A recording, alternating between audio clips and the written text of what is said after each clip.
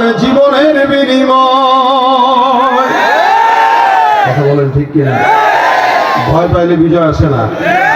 হাদির মতো বুক টান করে দাঁড়িয়ে যারা কথা বলে তাদের মাধ্যমে বিজয় অর্জন হয়। বাংলাদেশে এক হাদি বিদায় হয়েছে তো কি হচ্ছে, আরো লক্ষ হাদি দেশে জন্মগ্রহণ করবে। আসবে বিজয় রক্ত আর জীবনের বিনিময়।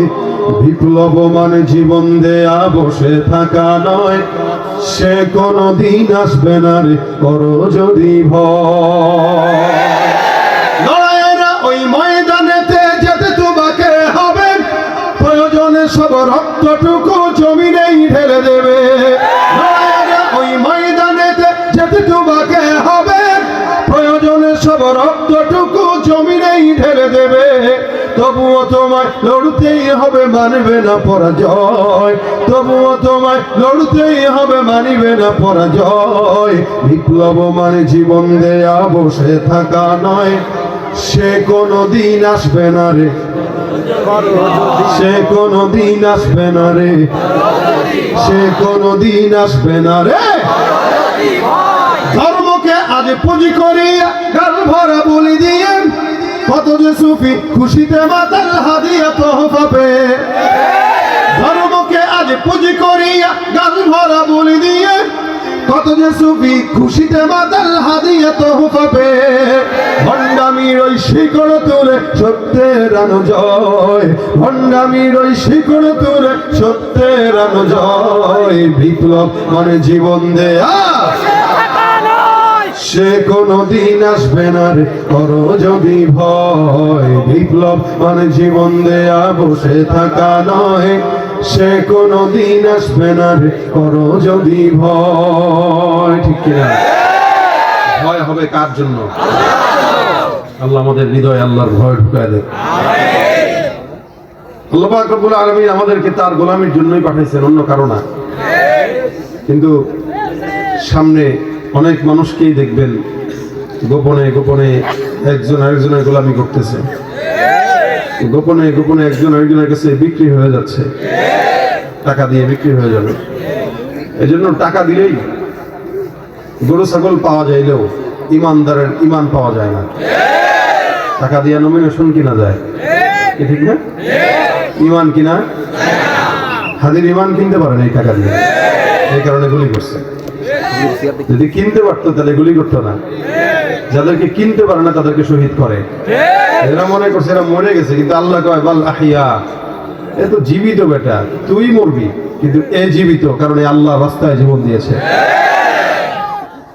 ভাইরা আমার, এই জন্য আল্লাহ পাকের গোলামি করার জন্য চেষ্টা করবেন। আল্লাহ পাক আমাকে সহ আপনাদের সবাইকে টাকার বিনিময়ে বিক্রি না হওয়ার তৌফিক দেন। আল্লাহর জান্নাতের বিনিময়ে আমাদের জান আর মালকে আল্লাহ কিনে ফেলেছেন, এটা তো একবার বিক্রি হয়েই গেছে, আর কেন করবো? কয়বার করবো? এক জিনিস একবার বিক্রি করা যায়, বারবার বিক্রি করা জায়েজ নেই।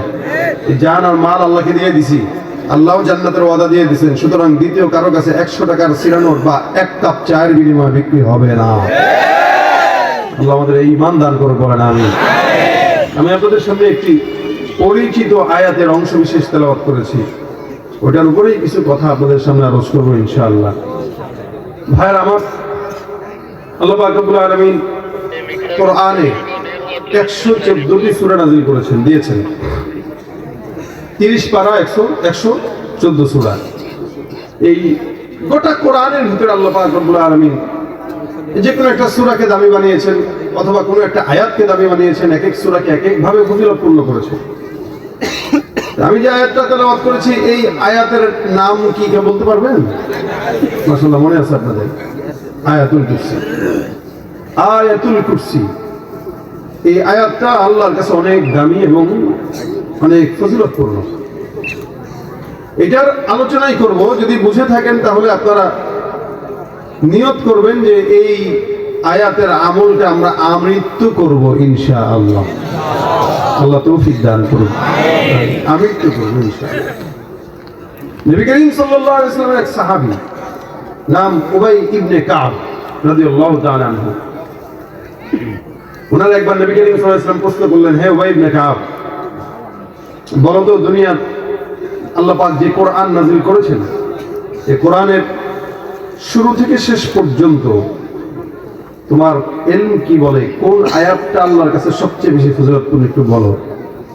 সাহাবা একরামদের আদত ছিল, নবী করিম সাল্লাল্লাহু আলাইহি ওয়াসাল্লাম কোনো প্রশ্ন করলে তারা ওইটার জবাব দিতেন না, পারলেও বলতেন কি, আল্লাহর রাসূল ভালো জানে। এটা আদব।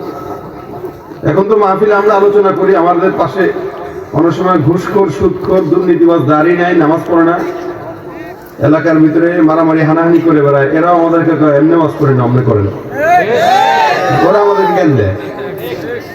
জানলেও আলারাও রাসূলের সামনে চুপ থাকতেন, কারণ নবী বেশি জানে। আর সেখানে আমাদের দেশের মূর্খরা আলেমদেরকে বলে এমনি না এমনি। কিয়ামতের আলামত।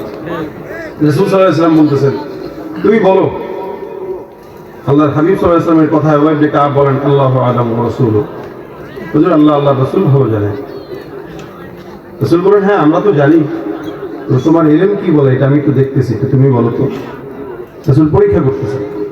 উবাই ইবনে কাব বলেন, হুজুর আপনি যদি আমার ইলম যাচাই করতে চান, তাহলে আমার এই দুর্বল ইলমে আমার যতটুকু মনে হয়, কোরআনের সূরা ফাতিহা থেকে নিয়ে নাস পর্যন্ত যত আয়াত আছে, সব আয়াতের ভিতরে আমার দিল বলে আয়াতুল কুরসিটা সবচেয়ে বেশি দামি আল্লাহর কাছে। এটা আবু উবাই ইবনে কাব তার দিলের কি বললেন, মতামত প্রকাশ করলেন, আমার মনে হয় এটা বেশি দামি। রাসূল করিম সাল্লাল্লাহু আলাইহি ওয়াসাল্লাম উবাই ইবনে কাবের বুকে একটা থাপ্পড় দিলেন, দিয়ে বললেন, শাবাশ, তোর ইলমে আল্লাহ বরকত দেখ, তুই যেটা বলছিস এটাই 100% সত্য। সুবহানাল্লাহ। তারপরে উবাই ইবনে কাবের সত্যতা স্বীকারোক্তি দিচ্ছেন কে? রাসূল সাল্লাল্লাহু আলাইহি ওয়াসাল্লাম। এটা গেল 1 নম্বর ফজিলত। এবার আসেন 2 নম্বর ফজিলত কি?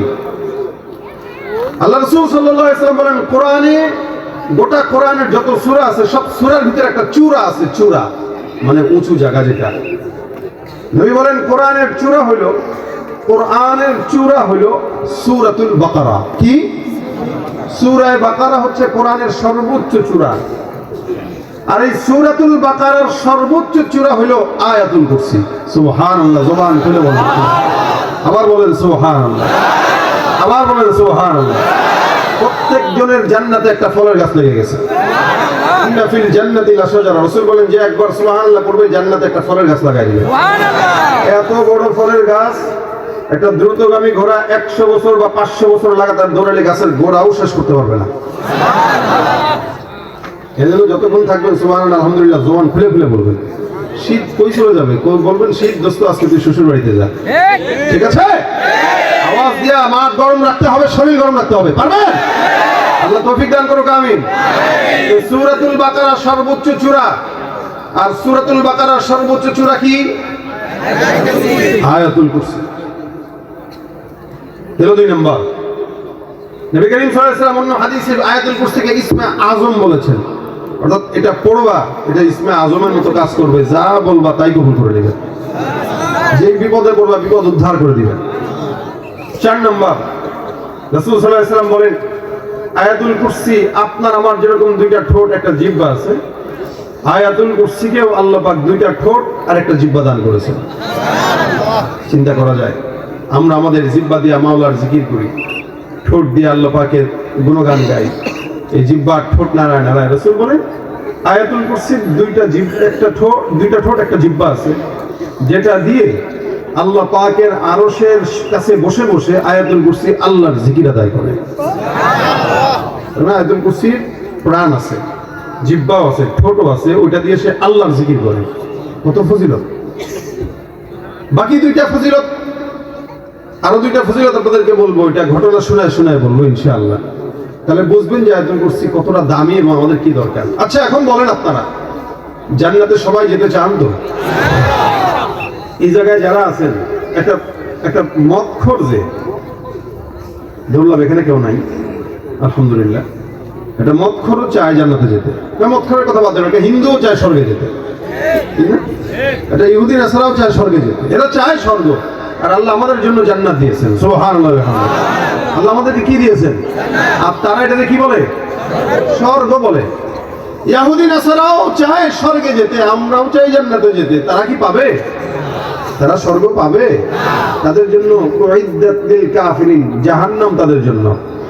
আর আমরা যারা ইমানদার আমাদের জন্য আল্লাহর জান্নাত, সুবহানাল্লাহ। আমাদের জন্য কি কি আমাদের জন্য?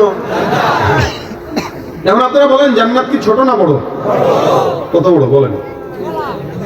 মেলা বড়? কিরাম বড় ভাই? এই বড়, হ্যাঁ এই বড়, এইখান থেকে এই পর্যন্ত। আল্লাহ পাক বলেন আসারিউ ইলা মাগফিরাতিন মির রাব্বিকুম ওয়া জান্নাতিন আরদুহা আস-সামাওয়াতু ওয়াল আরদ। এই তোমরা রবের দয়া আর তার জান্নাতের পিছনে ছুটো, যেই জান্নাতের প্রশস্ততা আসমান আর জমিনের সমতুল্য। আপনি মনে করছেন এই জান্নাতের একটু ঘুরতে পারবেন? এবার আসেন, আসমান আর জমিন কতটুকু? এই যে প্রথম জমিনে আমরা আছি, এই জমিন থেকে প্রথম আসমান পর্যন্ত রাসূল বলেন এটা যদি কেউ যায় তো 500 বছরের দূরত্বের রাস্তা। জোরে বলেন সুবহানাল্লাহ। এটা দুনিয়ার হাইসিয়াতে 500 বছর, জান্নাতের হাইসিয়াতে 500 বছর বলছেন, কিন্তু দুনিয়ার হাইসিয়াতে ওইটা 50,000 বছরের রাস্তা। এরপরে প্রথম আসমান যেটা আছে ওটার যে পৌরত্ব আছে, অর্থাৎ আসমানের যে পৌরত্ব মানে ছাদের যেই ঢালাই থাকে ওটা 7 ইঞ্চি 6 ইঞ্চি হয়। আল্লাহ নবী বলেন আসমানের পৌরত্ব হচ্ছে আবার 50,000 বছরের রাস্তা। এরপর আবার দ্বিতীয় আসমান পর্যন্ত আরো 50,000 বছর, দ্বিতীয় আসমানের পৌরত্ব আবার 50,000 বছর, দ্বিতীয় থেকে তৃতীয় 50,000 বছর, তৃতীয় আসমানের পৌরত্ব 50,000 বছর, এমন করে করে 7 আসমান পর্যন্ত চলে গেছে। তারপরে আল্লাহ পাক সীমান্তের বড়ই গাছ দিয়েছেন, একটা বকরির কথা উল্লেখ আছে, আল্লাহ পাকের আরশ কুরসির কথা উল্লেখ আছে, যেই কুরসিটা 8 জন ফেরেশতারা বহন করে। নবী সাল্লাল্লাহু আলাইহি সাল্লাম বলেন একজন ফেরেশতার বর্ণনা আমি তোমাদেরকে বলছি, শুনো কত বড় ফেরেশতা যে আল্লাহ পাকের কুরসি বহন করে। তার কানের লতি থেকে কাঁধ পর্যন্ত 500 বছরের দূরত্বের রাস্তা। জবান খুলে আওয়াজ দিয়ে সুবহানাল্লাহ। এই গোটা যা বর্ণনা করলাম এগুলো হলো সব মিলে দুনিয়া। আল্লাহ পাক রব্বুল আলামিনের হাবিব বলেন এটা আদনা থেকে আদনা ইমানদারকেও আল্লাহ যেই জান্নাত দান করবেন ওই জান্নাতটা 10টা দুনিয়ার সমান একটা দুনিয়ার জান্নাত হবে। এই 10টা দুনিয়ার সমান একটা জান্নাত। কত বছরে ঘুরবেন? এই জিনেদা এলাকা, হাট, এই 12 বাজার এলাকা আপনারা ঘুরে দেখছেন নি? কথা বোঝে না। এই 12 বাজার গোটা এলাকাটা ঘুরে দেখতে পারেন নাই, প্রত্যেক বাড়ি বাড়ি ঘুরতে পারেন নাই, অথচ সারা জিন্দেগি হেনে কাটা দিয়েছেন। ফকির নির্যাত আমরা এই কারণে পারি না। আর জান্নাতে যখন যাব আল্লাহর এই 10 দুনিয়ার সমান জান্নাত সবগুলা ঘুরবো। কয় বছরে? বলে সারা জিন্দেগিতে ঘুরবি, সারা জিন্দেগি, ব্যর্থ হওয়ার কোনো সুযোগ নাই। সুবহানাল্লাহ। এই জান্নাতে যেতে চান তো ইনশাআল্লাহ? গান শুনা, বাউলের গান শুনা, নাটক দেখা, বিড়ি টাইনা, গাঁজা খায়া, জিনা ব্যভিচার করে আল্লাহ আমাদেরকে ঈমানের সাথে জান্নাত দান করুন, বলেন আমিন। ভাইরা আমার, আল্লাহ নবী বলেন কেউ যদি জান্নাতে যেতে চায় ওই ব্যক্তিটা খালি একটা আমল করবে। রাসূল বলেন মান ক্বারা আয়াতুল কুরসি ফি দুবুরি কুল্লি সালাতিন মাকতুবাহ লাম ইয়ামনাহু মিন দুখুলিল জান্নাতি ইল্লা আইয়ামুত। আমার নবী ডাক দিয়া বলেন শুনো, কোন ইমানদার বান্দা যদি ফজরের নামাজ, জোহরের নামাজ, আসরের নামাজ, মাগরিবের নামাজ, ইশার নামাজ, 5 ওয়াক্ত ফরজ নামাজ যারা পড়ে, পড়ার অভ্যাস আছে কি আপনাদের? না, আমাদের দেশে তো নাই। না আছে কইছে 2-4 যারা পড়ে, তারা যেগুলো পড়ে না এলাকা দূর, আমি যেতে বাটপার করি না, আমি কেমনে আছে গো। দেখেন আমাদের দেশে ফজরের নামাজে যদি নজর দেন দেখবেন ফজরের নামাজের লোক দেখলে মনে হয় এদেশে কোনো ইমানদার নাই, সব নাস্তিক। আর জুমার নামাজের লোক দেখলে মনে হয় এদেশে কোনো নাস্তিক নাই, সব ইমানদার। ফজরের নামাজের লোক হারিকেন দিয়ে তালাশ করে পাওয়া যায় না, আর জুমার নামাজের ঠেলা ভিতরে জায়গা পাওয়া যায় না। কথা বলেন ঠিক কিনা? রমজান এলে রাখো না রোজা, দিনকে করো আঘাত, পয়সা কড়ির নেই তো অভাব, দাও না তো যাকাত। তুমি ইমানদারির বড়াই করো, নেই তোমার ইমান। তুমি ইমানদারির বড়াই করো, নেই তোমার ইমান। তুমি কেমন মুসলমান, তুমি নামাজের সাথে নাই পরিচয়, মানো না কোরআন। নামাজের সাথে নাই পরিচয়, মানো না কোরআন। তুমি কেমন কেমন মুসলমান। আওয়াজ কোথায় গেছে? হ্যাঁ, আওয়াজ কোথায় গেছে? চলে গেছে? আওয়াজ দিয়া, কেমন মুসলমান তুমি, কেমন মুসলমান। তুমি সুদের টাকায় প্রাসাদে গড়ো, ঘুষ ছাড়ো না। দিন দুঃখী না খেয়ে মরে, খবর রাখো না। ঘুষ খেয়ে অবিচার করো, সাজিয়া প্রধান। তুমি ঘুষ খেয়ে অবিচার করো, সাজিয়া প্রধান। তুমি কেমন মুসলমান, কেমন মুসলমান। না খৌফে খুদা দিল में ना गैरत ईमान, कैसे मुसलमान है तुम, कैसे मुसलमान। মুসলমানের নামাজ লাগবে কি লাগবে না? আল্লাহ নামাজ পড়া তৌফিক দেখ।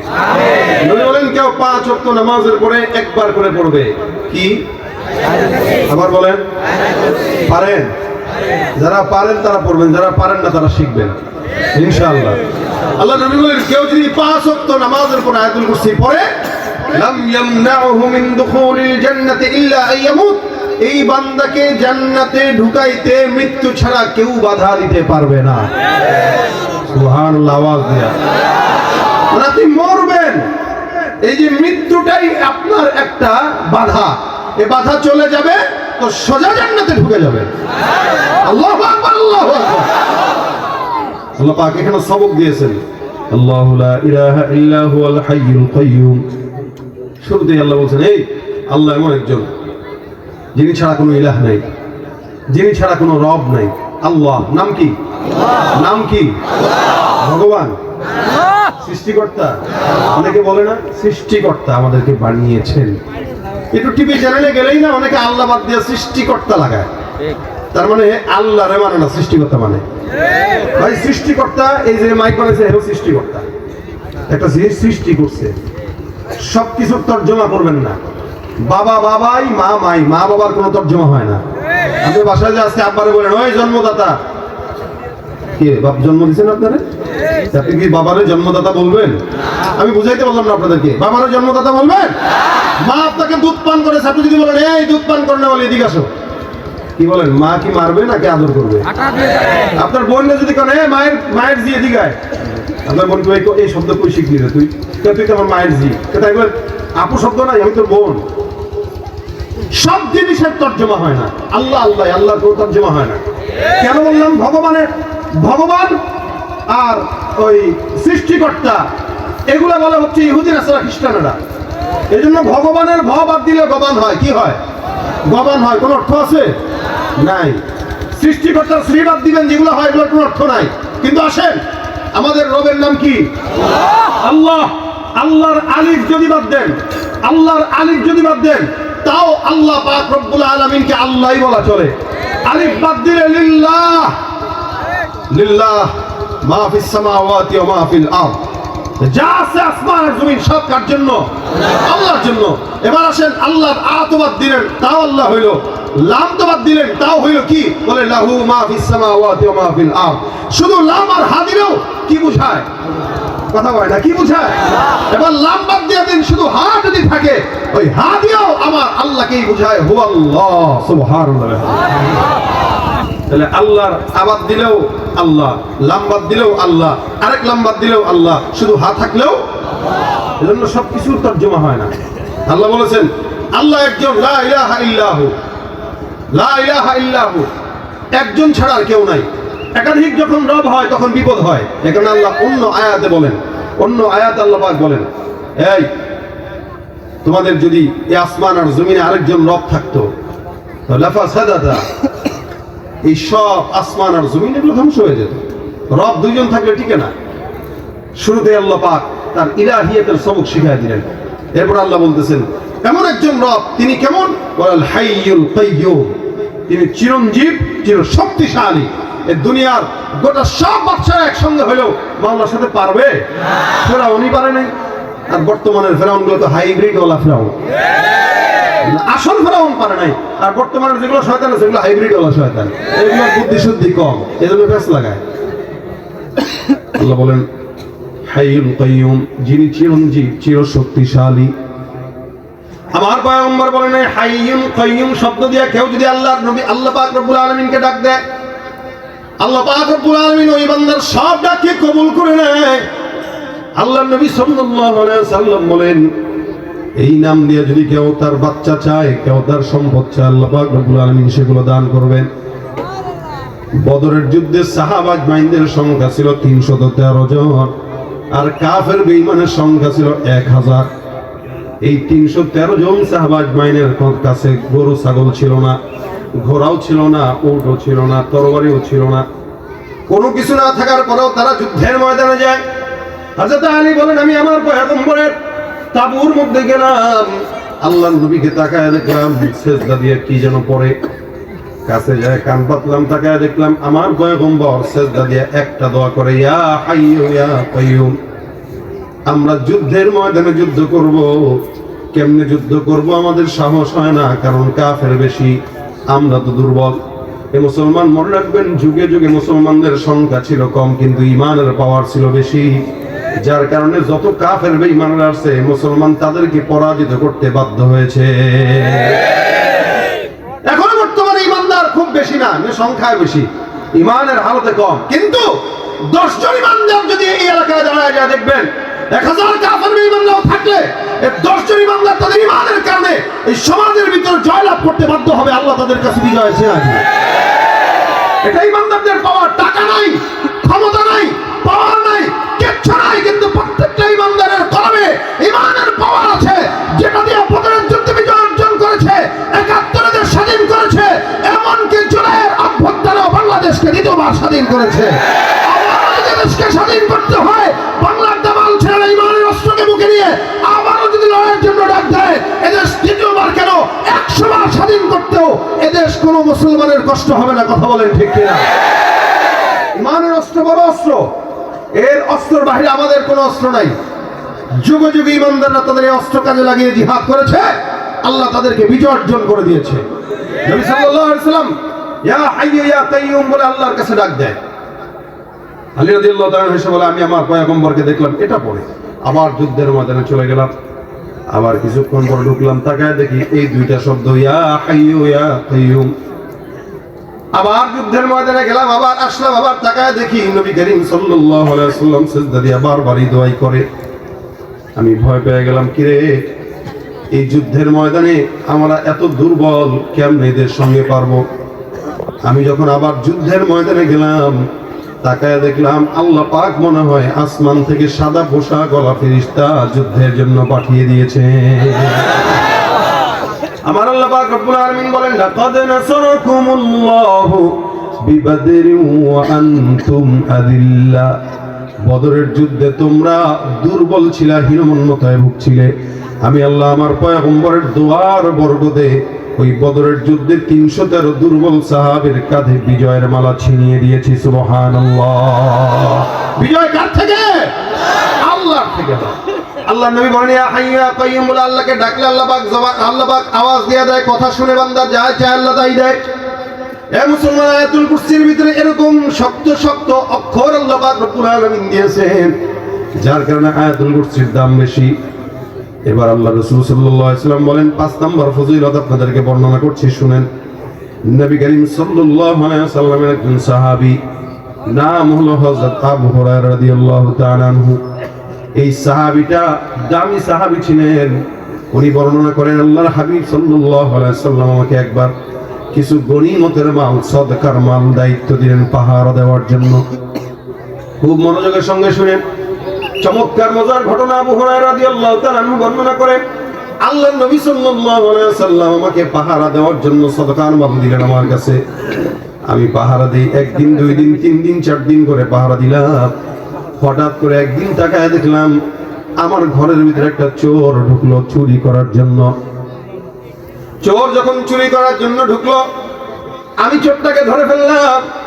চোরটাকে যখন ধরলাম, চোর বারবার কান্নাকাটি করে আর আমার কাছে বলে, আবু হুরায়রা, আমার ঘরে আমার বাচ্চা, আমার বিবি, আমার স্বামী, আমার যা কিছু আছে, যত মানুষ আছে আমাদের ঘরে পরিবারে, মা বাবা সন্তান, এরা খাবার পায় না, অভাবের ঘর আমার। আমি মূলত চোর নয়, আমি মূলত অভাবের কারণে চুরি করতে আসছি, স্বভাবের কারণে নয়। আল্লাহর হস্তে কসম করলাম আর জিন্দেগিতে চুরি করবো না, তুমি আমাকে ছেড়ে দাও। আবু হুরায়রা রাদিয়াল্লাহু তাআলা আনহু বর্ণনা করেন, যদি তোমার ওয়াদা সত্য হয় তাহলে আমি তোমাকে ছাড়তে পারি। যার কারণে প্রথম দিন হযরত আবু হুরায়রা রাদিয়াল্লাহু তাআলা আনহু চোরটাকে ছেড়ে দিলেন। চোরটা বাড়িতে চলে গেল। ফজরের নামাজের সময় আল্লাহর হাবিবের কাছে আবু হুরায়রা রাদিয়াল্লাহু তাআলা আনহু যায়, মসজিদে নববীতে নামাজ আদায় করলো। নামাজের পর আপনার আমার পয়গম্বর মুহাম্মদ রাসূলুল্লাহ সাল্লাল্লাহু আলাইহি ওয়াসাল্লাম ডাক দিয়ে বলে, হে আবু হুরায়রা, গত রাতে তোমার ঘরে যেই চোর ঢুকেছে, ওই চোরটা কোথায়? আবু হুরায়রা বলে, ইয়া রাসূলুল্লাহ, গতকাল রাতে চোর ঢুকলো, আমি জানি আর চোর জানে আর আল্লাহ জানে, আর কেউ জানে না। ইয়া রাসূলুল্লাহ, আপনি জানেন, তার মানে বোঝা গেল আল্লাহ পাক রব্বুল আলামিন আপনাকে জানায় দিয়েছেন, অথবা কেমনে জানেন আপনি? নবী সাল্লাল্লাহু আলাইহি ওয়াসাল্লাম বলেন, হ্যাঁ, আমি আমার আল্লাহ পাক রব্বুল আলামিন মারফত জানলাম তোমার ঘরে চোর ঢুকেছে। আবু হুরায়রা, তুমি চোরকে কি করলা? কয়, হুজুর, চোরটাকে আমি ছেড়ে দিয়েছি, কারণ চোরটা ওয়াদাবদ্ধ হয়েছে আর কোনোদিন চুরি করতে আসবে না। আল্লাহ নবীর সাহাবী আবু হুরায়রা রাদিয়াল্লাহু তাআলা যখন এই কথা বললেন, নবী ডাক দিয়া বললেন, আবু হুরায়রা, আমি পয়গম্বর বললাম, লিখে রাখো, আগামীকাল রাত্রে চোরটা আবার তোমার ঘরে চুরি করার জন্য আসবে। আবু হুরায়রা বলেন, ইয়া রাসূলুল্লাহ, একদিন চোরটাকে মাফ করলাম, ওয়াদাবদ্ধ হয়ে আমার কাছ থেকে বিদায় হয়েছে। এই চোরটা যদি আজকে রাত্রেও আসে, তাহলে আমি চোরটাকে আমি আজকে অবশ্যই ধরবো আর বিচারের কাঠগড়ায় তাকে দাঁড় করাবো। নবী করিম সাল্লাল্লাহু আলাইহি ওয়াসাল্লাম বিদায় বলে দিলেন।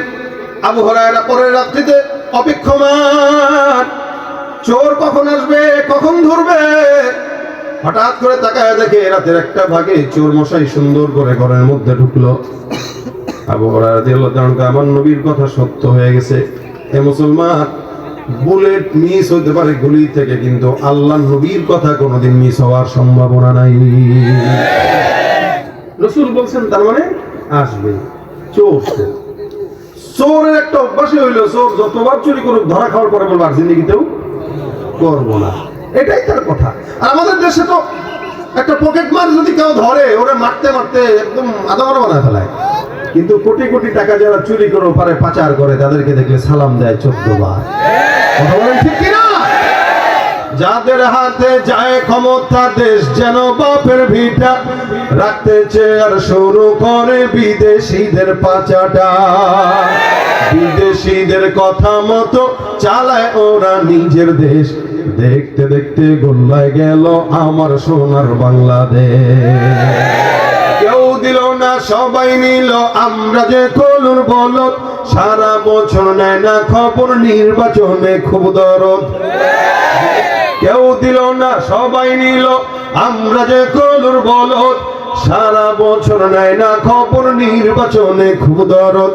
নির্বাচনের আগে তারা ধরে কত রকম বেশ, দেখতে দেখতে গোল্লায় গেল আমার সোনার বাংলাদেশ। ভাই, ছোট চোরকে ধরার আগে বড় চোর ধরা দরকার। বড় চোর একটা যদি বিচার হতো, ছোট চোরগুলা বড় হওয়ার সুযোগ পেত না। ইসলামের চুরির বিধান আছে কিনা? কি বলেন তো? সবাই তো জানেন ভাই, সবাই জানেন, কিন্তু ওই যে কিছু মানি কিছু মানি না, কিছু মানি কিছু মানি না। আল্লাহ পাক কোরআনে বলেছেন, মুমিনরা বলে যে কিছু মানি কিছু মানি না। কিছু দল আছে যারা বলে কোরআনের কিছু অংশ মানি কিছু অংশ মানি না, মানে যেটা আমার পক্ষের ওইটা ঠিক আছে, যেটা বিপক্ষের ভাই এটা ঠিক নেই। যদি এদেশে ইসলামী আইন থাকতো আর হাত কাটার বিধান থাকতো, যত মানুষ চুরি করেছে বা করবে প্রত্যেকের হাত কাটা হতো, আর রাস্তায় আল্লাহ নবীজির নাম বলে ভিক্ষা করা লাগতো। কিন্তু আফসোস, এদেশে ইসলামী আইন নাই, যার কারণে হাত কাটা হয় না। একটার হাত কাটলে বাকি 10টা ঠিক হয়ে যেত। একটা জেনাকারী ধর্ষককে শাস্তি দিলে সবগুলো সোজা হয়ে যেত। ভাই আমার, এই কারণে ইসলামী আইনের বিকল্প কিছু নাই। আমরা দোয়া করে আগামীর বাংলাদেশ ইসলামের বাংলাদেশ হোক। তাহলে আবু হুরায়রা রাদিয়াল্লাহু তাআলা চোরকে দ্বিতীয় দিন ধরলেন। ধরার পরে চোর বলতেছে, ভাই আমার গত রাত্রে ভুল হয়ে গেছিল, কিছু তো পাইলাম না, ভাবছিলাম আজকে রাত্রে আসি, কিছু যদি পাই নিয়ে যাই, এই কারণে আজকে রাত্রে একটু ব্যর্থ চেষ্টা করলাম। তুমি যে ধরে ফেলবে একদম বুঝি। চোর মশাইকে ধরে ফেলছে আবু হুরায়রা রাদিয়াল্লাহু আনহু, বলতেছেন আজকে আর কোনো ছাড়াছাড়ি নাই, নবীর কাছে নিব। ভাই ভাই মাফ চাই, আর জীবনেও না, এটাই শেষ। এই তুমি বিশ্বাস করো, একদিন মিথ্যা বলছি, 2 দিন বলছি, 3 দিন কি আর বলবো? এটা আমার দ্বিতীয় দিন, আমি আল্লাহর কসম আর আসবো না। বারবার বারবার আবু হুরায়রা রাদিয়াল্লাহু তাআলা আনহুকে মাইন্ডে এই কথাগুলো ঢুকাইতেছেন, তো ওনার মায়া লেগে গেছে। একটা মানুষ অভাবের তাড়নায় আসছে, থাক না, ছেড়ে দিই না, কি হয়, তো ছেড়ে দিছে। ফজরের নামাজে আল্লাহর হাবিব তাকে দেখলেন, দেখার পরে ডাক দিয়া বলেন, কি ব্যাপার আবু হুরায়রা, চোর কোথায়? বলছিলাম তোমাকে চোরটাকে ধরে নিয়ে আসার জন্য। আবু হুরায়রা রাদিয়াল্লাহু তাআলা আনহু বলেন, ইয়া রাসূলুল্লাহ, গত রাতেও চোর যখন আসলো বারবার এমন এমন কথা বললো, যার কারণে আমার মায়া লেগে গেছে। আমি তাকে ছেড়ে দিলাম। পয়গম্বর ডাক দেয় বলে, মায়া লাগার কোনো দরকার নেই, আবার আসবে কালকে। কবে আসবে? হুজুর বলেন কি আসবে? আবু হুরায়রা রাদিয়াল্লাহু তাআলা আনহু বলেন, হুজুর 2 দিন ছাড়লাম, আজকে যদি আসে লাঠি দিয়া পিটাবো অথবা রশি দিয়া বাঁধবো, আপনার কাছে নিয়ে আসবো, যত বিচার করা দরকার আপনি রাসূলুল্লাহ বিচার করে দিবেন। উম্মতের বিচার যদি উলামায়ে কেরাম আর আলেম ওলামাদের কাছে থাকতো, তাহলে ইনশাআল্লাহ আল্লাহর রহমতে এই সমাজে কোনো অন্যায় বিচার আল্লাহ পাক রব্বুল আলামিনের জমিনে থাকতো না। রাসূলের কাছে বিচার ব্যবস্থা, এই কারণে চোর ভয় পাইতেছে যে নবীর কাছে নিলে তো হাত থাকবে না, নবীর কাছে নিবে আল্লাহ কয় কি? আল্লাহর নবী বললেন, আগামী কাল আবার চোর মশাই আসবে। আবু হুরায়রা রাদিয়াল্লাহু তাআলা আনহু বলেন, ইয়া রাসূলুল্লাহ, যদি আগামী কাল আসে চোরকে অবশ্যই ধরবো, আপনার কাছে নিয়ে আসবো, বিচার আপনি করবেন। রাতের বেলা তাহাজ্জুদের নামাজে দাঁড়ায় গেলেন, নামাজ কালাম পড়তেছেন, হঠাৎ করে তাকায় দেখে চোর মশাই হাজির। আল্লাহর নবীর সাহাবী আবু হুরায়রা কয়, আল্লাহ রাসূলের কথা সত্য, এই পয়গম্বরের কথা সত্য অনুযায়ী চোরটা আবার হাজির হয়ে গেছে। পিছন থেকে রশি দিয়া সুন্দর করে তারা ধরে বেঁধে ফেলছেন। বেঁধে দরজার কিনারায় বসায় দেয়া, চুপচাপ বসে থাকবি, কোনো জবান নাড়াবি না, তুই জবান নাড়াইলেই তোর আজকে মাইট দিব। এতদিন জবান নাড়ায় নাড়ায় কেমন কেমন যেন কথা কয়, কান্না করে, মাফ করে দেয়। আজকে কোনো কথাই বলা নিষেধ, চুপ থাকবি, জবান খুললে তো মায়া লেগে যায়, জন্য কোনো কথা বলা যাবে। চোর মশাই চুপচাপ বসে রইছে। হঠাৎ করে চোর মশাই আবু হুরায়রাকে ডাক দিয়ে বলেন, হে সাহাবী আবু হুরায়রা, আমি তোমাকে একটা জিনিস বলবো, তুমি কি শুনবা? আবু হুরায়রা বলেন, কি বলবি? তোর না বলছি কথা বলিস না, কারণ এটা তোমার জন্য উপকারী। আমার উপকারী মানে তোমার আমি একটা জিনিস শিখাইতে চাই, দামি জিনিস, কোরআনের একটা আয়াতের আমল। সুবহানাল্লাহ। আবু হুরায়রাকে চোর মশাই বলতেছেন, আবু হুরায়রা, কোরআনের একটা আমল শোনাবো, তোমাকে শিখাবো, যেটা তুমি পারো না আমি জানি নিশ্চিত। আবু হুরায়রার মতো একজন সাহাবীকে চোর বলতেছে, তুমি এটা পারো না, আমি নিশ্চিত জানি, তোমাকে শিখাবো। তার মানে বোঝা গেল চোরটা শিক্ষিত শয়তান, ঠিক কিনা জোরে কও?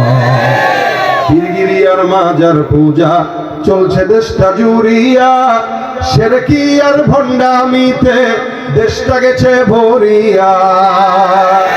গাজার কলকি টান মারিয়া, গাজার কলকি টান মারিয়া দেখায় খাজার শান, ওরা শিক্ষিত শয়তান, ওরা শিক্ষিত শয়তান, ওরা শিক্ষিত শয়তান, ঠিক কিনা? শিক্ষাঙ্গনের দিকে ভাইরে দেখো না চোখ মেলিয়া, ছাত্ররা সব বই ছাড়িয়া থাকে শুধু প্রেম লইয়া। অস্ত্র সে তো সঙ্গের সাথী, অস্ত্র সে তো সঙ্গের সাথী, হইতে মস্তান, ওরা শিক্ষিত শয়তান, ওরা শিক্ষিত শয়তান, ওরা শিক্ষিত শয়তান, ঠিক কিনা? শিক্ষা থাকলেই হয় না, কিছু মানুষ শিক্ষিত হয়েও চোর হয়, আছে না? অধিকাংশ মানুষই, আগে মানুষ শিক্ষা অর্জন করতো মানুষ হওয়ার জন্য, এখন শিক্ষা অর্জন করে বাটপার হওয়ার জন্য। এই জন্যই এই প্রতিষ্ঠান মাদ্রাসার শিক্ষা দরকার বেশি বেশি, ঠিক না? ডাক্তার হোক, ইঞ্জিনিয়ার হোক, আগে দিন শিখুক, তাহলে ডাক্তার হইলেও কষাই হবে না, জবাই করবে না আপনার, গেলেই খালি টেস্ট না। জ্বরের জন্য আলট্রাসাউন্ড করো, ওই ধান্দাবাজি যে সপ্তাহে 2 বার যাবেন, 2 বারই টেস্ট দেবে। যদি কেন এত টেস্ট কে, তুমি কি বেশি বুঝো না আমি বেশি বুঝি, এক কথায় শেষ। ইঞ্জিনিয়ার যদি হয় আর যদি কোরআনের এলেম থাকে, তাহলে এই রাস্তাঘাটে দেখেন না, রোড ফাঁদি করবো ভাঙে, আপনাকে জিনাদারি যে আল্লাহ বরকতময় হোক। এই শরীর ব্যথা হয়ে গেছে এই রোডে আসতে যায়, দেরি হয়েছে তো এই রোডের বরকতে, আমার দোষে না, আপনাদের রোডের বরকত। এই যে রোড গুলা করছে যখন, তখন রড দেয় নাই, বাস দিছে, বাস না। 1 কোটি টাকা থাকে, 60 লক্ষ টাকা মনে করেন নিজের পকেটে, আব্বার টাকা মনে করে খায়, আর 40 লাখ আপনার মতো আমার মতো বড়দের জন্য বরাদ্দ রাখে, যার কারণে কদিন পর পর এই সমস্ত বরকতময় পুকুরে সাঁতার কাটা লাগে, ঠিক না? তাহলে ভাই যেটা বলছিলাম, শিক্ষিত মানুষ আগে হয়তো মানুষ হওয়ার জন্য, এখন শিক্ষিত হয় যত বড় শিক্ষিত তত বড় বাটপার, যত বড় শিক্ষিত তত বড় চোর। এই জন্য সুশিক্ষা জাতির মেরুদণ্ড, শিক্ষা জাতির মেরুদণ্ড না, কোরআনের শিক্ষা জাতির মেরুদণ্ড। কথা বলেন ঠিক কিনা?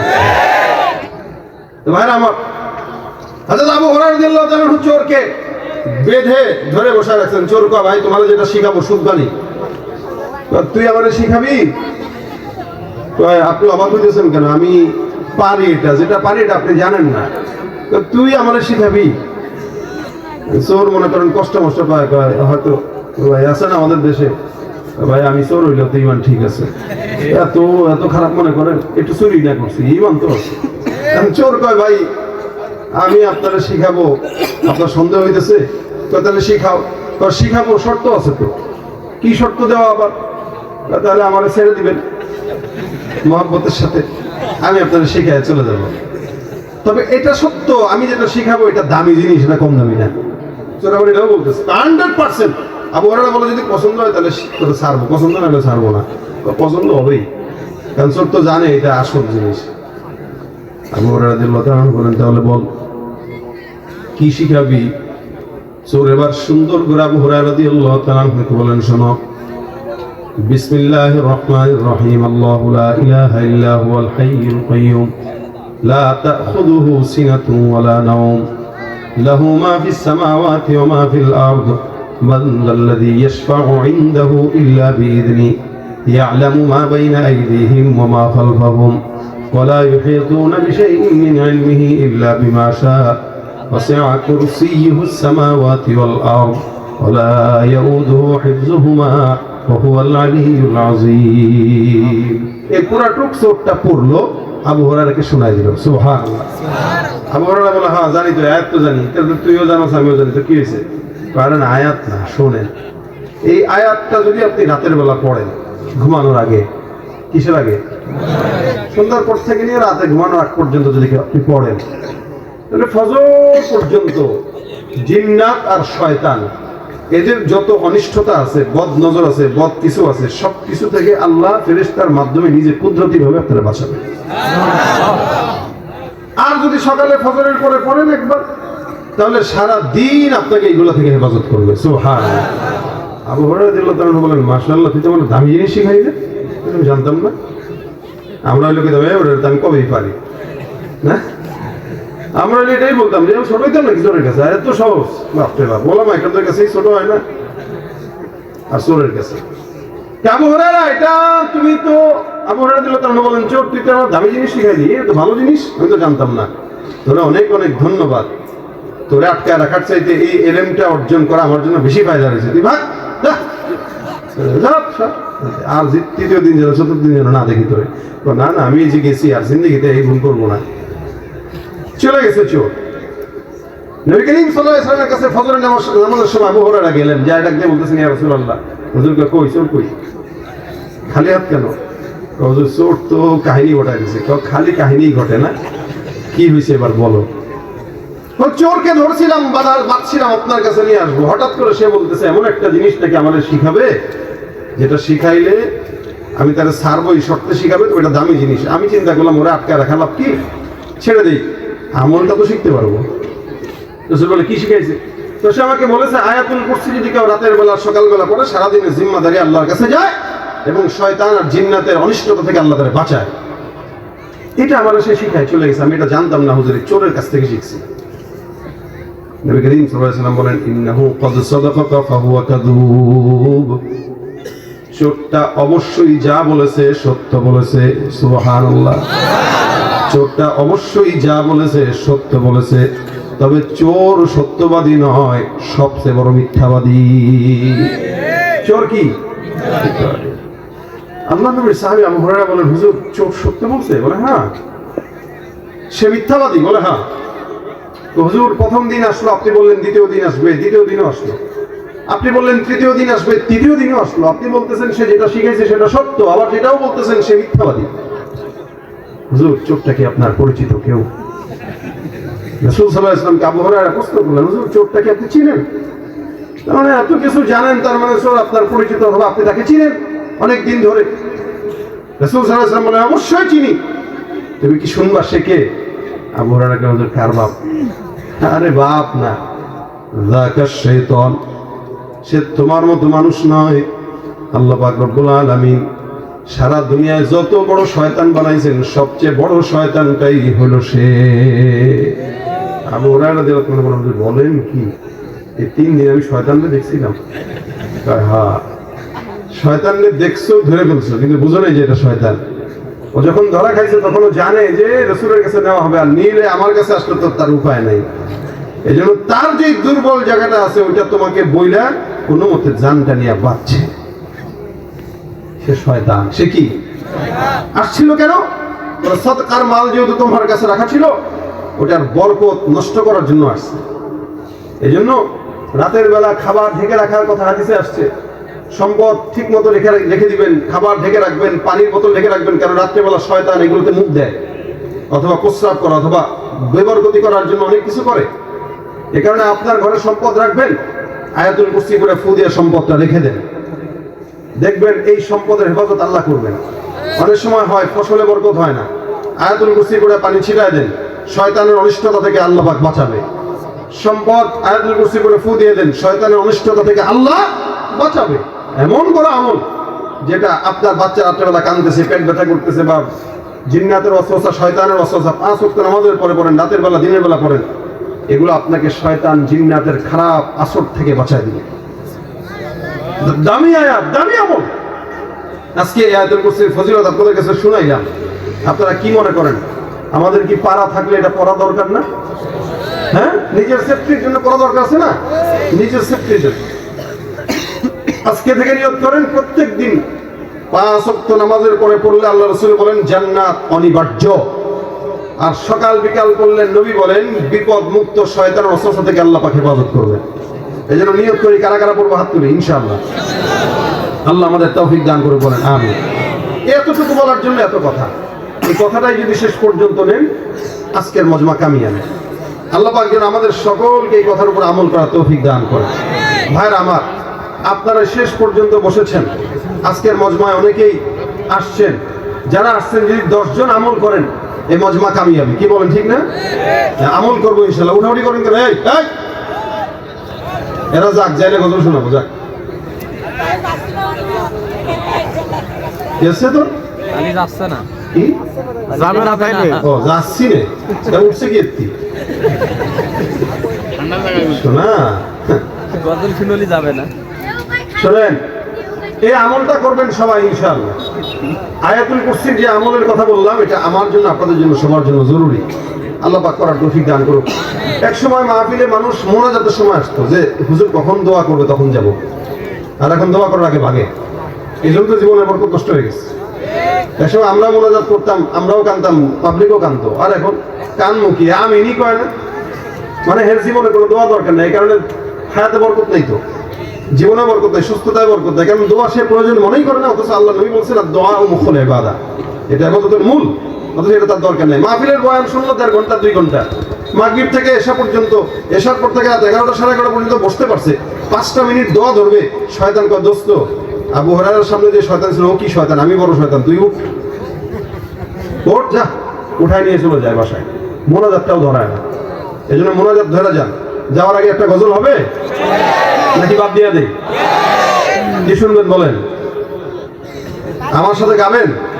যারা গজল পছন্দ করে তাদের জন্য অনেকে আমাদেরকে মেসেজ দেয় যে আমরা গজল চর্চা করি, ইসলামী সংস্কৃতি চর্চা করি, কিন্তু আমরা গাইতে পারি না। গাইতে পারি না কেন? যে আমাদের কাছে লিরিক নাই, লেখা নাই, এই কারণে। তো তাদের জন্য গজলের বইয়ের গাড়িতে আছে, যারা সংস্কৃতি চর্চা করেন তারা চর্চা করবেন যেন বাউলরা আমাদের দেশে সুযোগ না পায়। ঠিক না? আমরা এগুলো চর্চা বাদ দিয়ে দিলে বাউলরা সুযোগ পাবে, এটা সাধারণ জিনিস না। কবি হাসান বিন সাবিত রাদিয়াল্লাহু তাআলা আনহুর উত্তরসূরিদের কাজ, উনিও কবিতা আর এই গজলের চর্চা করতেন। ইনশাআল্লাহ আমরাও করব, যাতে করে ইসলামী সংস্কৃতির চর্চা গোটা দেশের আনাচে কানাচে পৌঁছা যায়। আল্লাহ কবুল করুক, আমিন। আমার সাথে আওয়াজ দিয়া ইশকে নবী জিন্দাবাদ, আওয়াজ দিয়া ইশকে নবী, ইশকে নবী, ইশকে নবী জিন্দাবাদ, ইশকে নবী জিন্দাবাদ। আমার মনের ভুবন জুড়ে উঠলো যখন চাঁদ, তারার মিছিল কোরাস ধরে বলল মুহাম্মদ। ঝিঝির দোলো দুরুদ সুরে নামলো খুশি রাত দুপুরে, সেই খুশিতে জাগলো ধরা, চললো খবর পরম্পরা।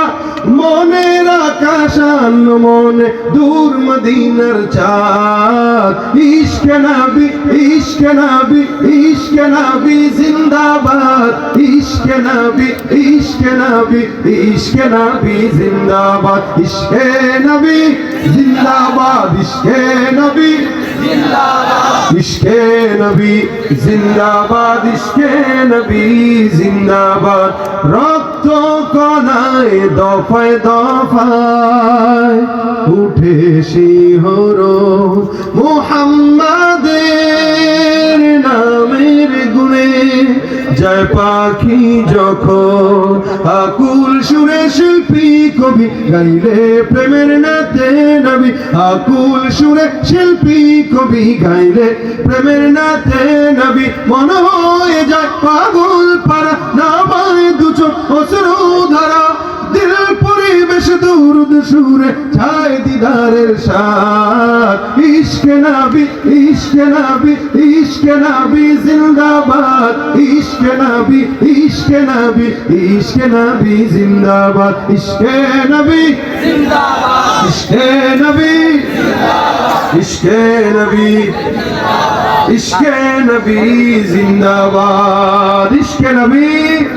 ভজন কণ্ঠে আওয়াজ তুলো সবাই মিলে একই তালে দাও না স্লোগান, নারায়ে তাকবীর, আল্লাহু আকবার, নারায়ে তাকবীর, আল্লাহু আকবার। মুসলমানের এই দেশেতে নাস্তিকদের ঠাঁই নাই, নাস্তিকদের পক্ষে যারা তাদের কোনো রক্ষা নাই। এই দেশেতে থাকতে হলে কোরআন মানতে হবে, কোরআন না মানলে তারা বিতাড়িত হবে।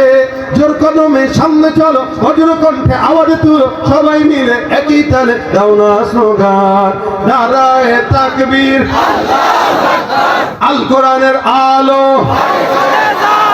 সংসদে জালো, আমার নেতা তোমার নেতা বিশ্বনবী মুস্তাফা। ওই দিল্লি না ঢাকা, ঢাকা ঢাকা, মোদি না হাদি, তুমি কে আমি কে, আল কোরআনের আলো, লিল্লাহে তাকবীর। আল্লাহ আজকের মজমাকে ভরপুর কামিয়াবি দান করুন, বলেন আমিন। দুরূদ শরীফ পড়ুন, আল্লাহুম্মা সাল্লি আলা সাইয়্যিদিনা ওয়া নাবিয়িনা হুজুর হাতে নিয়ে গজল হবে একটা, হুজুর আরেকটা হবে। আলহামদুলিল্লাহ। ভাই মিডিয়াওয়ালারা বিরক্ত করেন না, ভাই আপনাদের কন্টেন্টের জন্য আমার কষ্ট দিয়ে মোনাজাতের আগে সভাপতির সমাপনী